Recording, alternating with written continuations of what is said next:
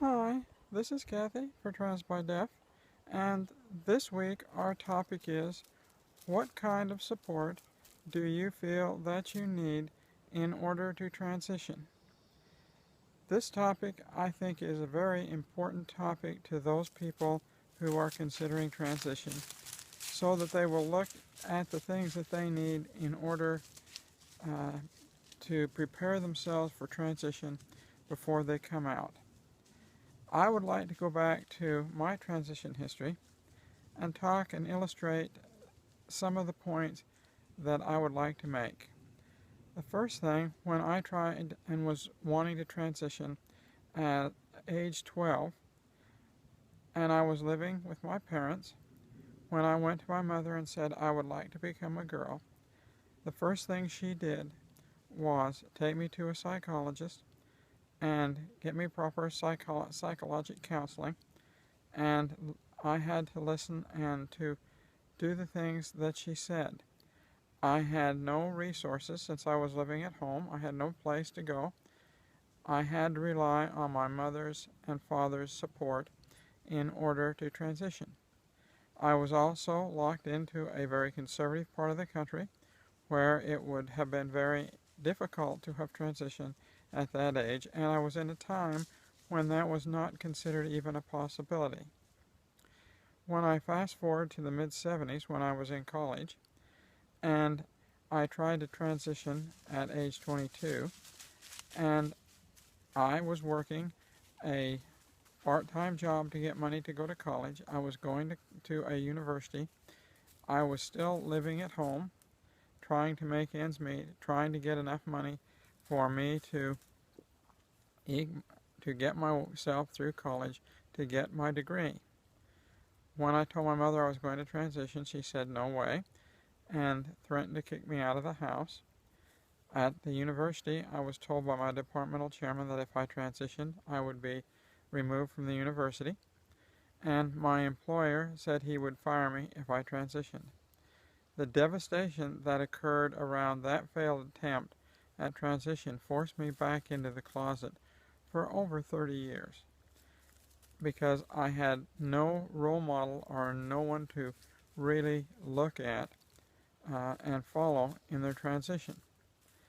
Now let's skip forward to when I did transition and go full time. The third attempt, which I consider to be successful, was brought about by a number of things which I think are absolutely imperative to have if you're going to transition. When I transitioned this last time, I had a full-time job which was protected under the Sexual Discrimination Act, which would not allow them to have fired me for transition. I think the most important part of my transition was the fact that I was able to stay in my high-paying job and have a source of income coming in.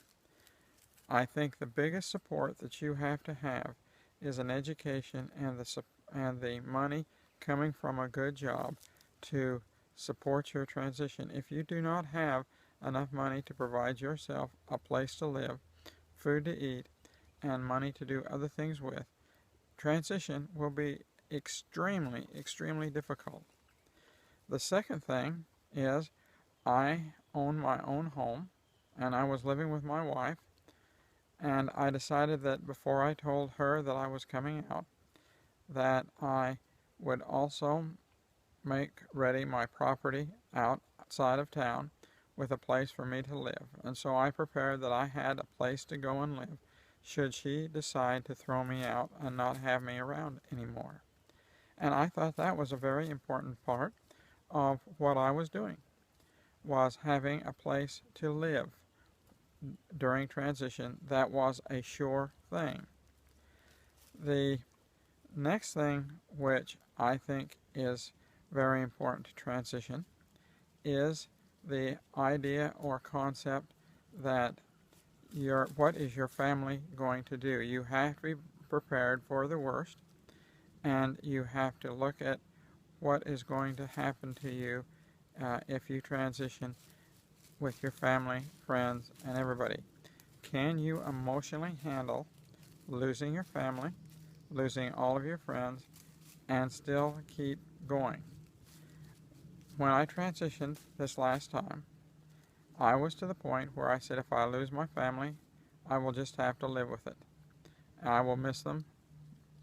But on the support side, my wife said, I will stay with you, I love you, and I will support you.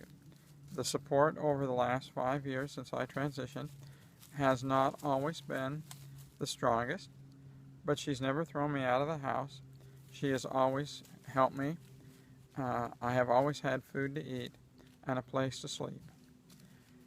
The other thing brings up, which I think is really the center of the question which is being asked here, is what kind of people support do you need?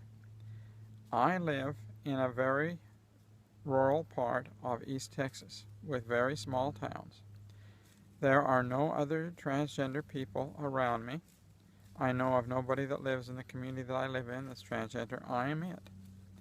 In order for me to have any kind of support personnel to help me through, I have to go to Houston.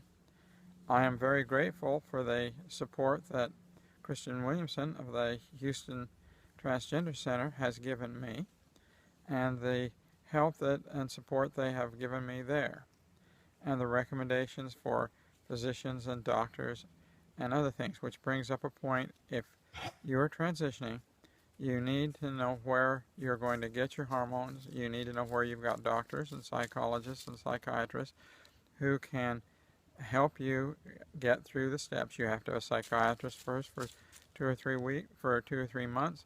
Then you have to go to the hormones doctor, and he has to prescribe hormones.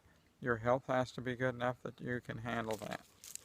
So those are very important in transition as well. The next support that I have not had, which I wished I had, were a sequence of friends who were transgender. Just about everybody that I watch on YouTube seems to have friends that they go and see. Where I have made the substitution there for friends is through the internet. When I first considered and wanted desperately to become a woman, I happened to run across the YouTubes by Erin Armstrong, typically referred to as Grisno. I watched her go through transition in New York, making videos in the basement of some type of building that she was working in, and I listened to what she had to say. At about the same time, I ran across an older lady that was my age, Steffi, who later brought on Stephanie, and they were very influential in my transition. They helped me to do things and realize the steps that I needed to go through. The other people who are important really are Jen and Rosie, and I know that if Rosie watches my videos, I don't mean to hurt your feelings, Rosie, but Jen really did a lot to help me transition. Both Jen and Rosie have provided role models of what I should be after transition and showed me all of the fun things that they can do. The other support place that I have gone is Out Late But Great. I have followed Out Late But Great for many years, and I enjoy what Michelle and the people who have been on there and the 2 Jims have told me over the years about coming out of the closet. Their support has also been helpful. So what I have done is I have replaced the one-on-one personal support with watching and following the people that are on the internet. And if you're out in the rural part of America, that is all that you can really do, is get on the internet and link up with the people that are there and realize that they can help you. There have been many other people who I have followed their blogs and their transitions, and they support me. And even the new people transitioning, when they put up their videos, support me. That brings us to the point of Trans by Deaf.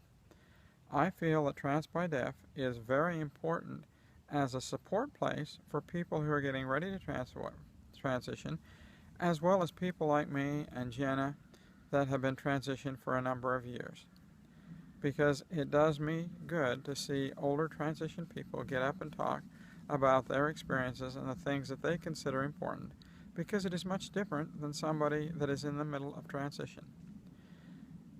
Well, those are my comments on Trans by Deaf. The major point I would like to make: the support that you need to transition, which is most important, is a degree and money and a job that allow you to have a place to live and food to eat.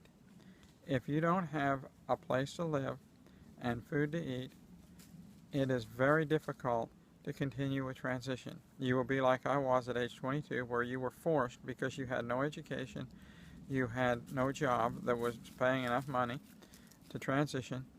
You were really doomed to fail. So you've got to consider the most important is where you're living, how much food, and do you have a job.